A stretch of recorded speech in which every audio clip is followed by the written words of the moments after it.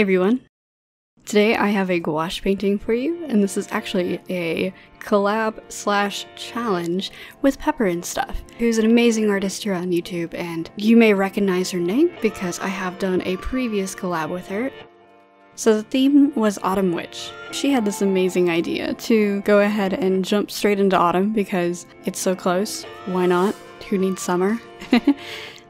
We not only decided on this theme, we had a color palette, and last of all, we decided to use only Reeves gouache. And though I've had this gouache for a while, I have only used little bits of it for adding bits of color that pop on watercolor paintings, but other than that I've never used it solely for an entire painting. So I took it as a challenge, and here's what I made.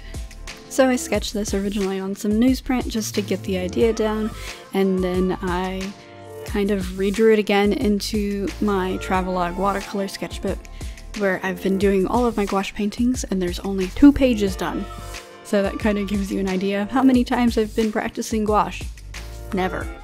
So I used a terracotta coal erase to do the lines because I knew that this color would not show through too bad, because I knew that this gouache isn't going to be the most opaque. I figured if it's going to show through anything, it should be a similar color. So the color palette consisted of some burnt siennas, a kind of reddish tone, and a lighter brown tone, a yellow ochre, a light gray, and a dark warm gray. In the end, I do understand that I did lean away from the gray colors as much as I possibly could because I didn't think that they would set well, and I really didn't like the Reeves gray color.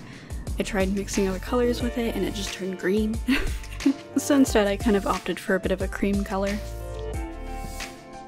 A side note, I'm also using some pretty cheap Royal and Langnickel brushes that I bought from Walmart, and I think that they're actually meant for acrylic, but I bought them because I wanted that stiffer brush, and it keeps it from holding a whole lot of water and watering down the paint. And in the past, whenever I did buy them, I bought them specifically for using with gouache. So I kept my layers pretty minimal. I really didn't want the paint to goop up too much on the paper because that would make it only more difficult for me to add some colored pencil on top for shading.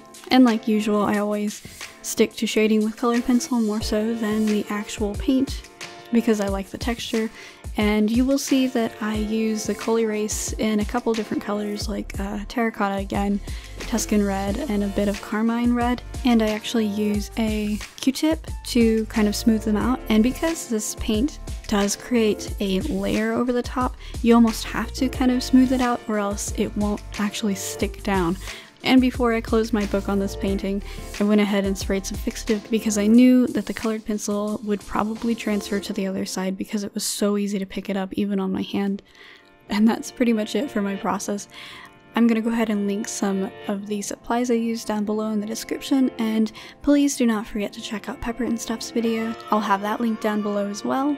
And with that, I think I'll leave you guys here with some music, and thanks so much for watching. I'll see you guys next week.